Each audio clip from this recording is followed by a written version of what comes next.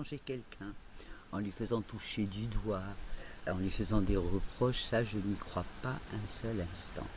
Ça va au contraire alourdir le climat, ça va peut-être provoquer des querelles, des bouderies, que sais-je. On ne peut pas changer les gens, on peut changer de chaussures, de voitures, de lieu de destination, mais on ne peut pas changer les gens. Et c'est justement, c'est là tout l'art du comportement humain. Changez-vous vis-à-vis de lui. Et c'est lui qui changera après. Ou changez-vous vis-à-vis d'elle et c'est elle qui changera après. Et ce n'est pas en lui martelant tout au long de la journée ce qu'il a fait de mal ou ce qu'il a dit ou pensé de mal que vous allez pouvoir obtenir quelque chose. Bien au contraire, vous allez risquer plutôt de provoquer une aggravation de la situation.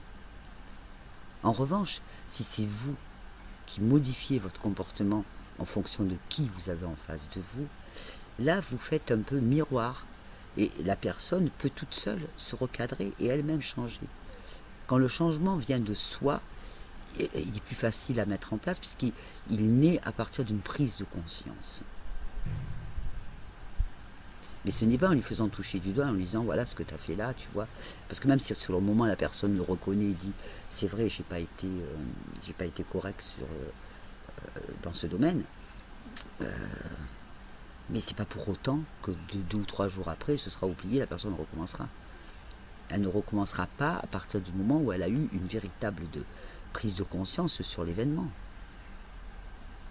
Par exemple, il a l'habitude, comme vous venez de me le dire, de traîner longtemps le soir avec les amis et de rentrer à point d'heure, et cela vous désole. Ben, c'est justement adapter votre vie à ce qu'il fait, si vous voulez l'aider justement à effectuer ce virage, et à ce qu'il rentre plus tôt. Alors je ne sais pas, ça peut être en vous absentant vous-même, en entrant encore plus tard que lui, ça peut être en vous organisant une vie, puisqu'il n'est pas là au cours des soirées. Il n'y a que comme ça qu'il pourra se rendre compte, justement, de cet abus et de ce qu'il vous fait subir. Et sans lui faire de reproches. Simplement, quand il rentre, où tu es, tu n'étais pas rentré, et peut-être pour une fois il va rentrer plus tôt, et vous ne serez pas là. Voilà, faites miroir avec lui.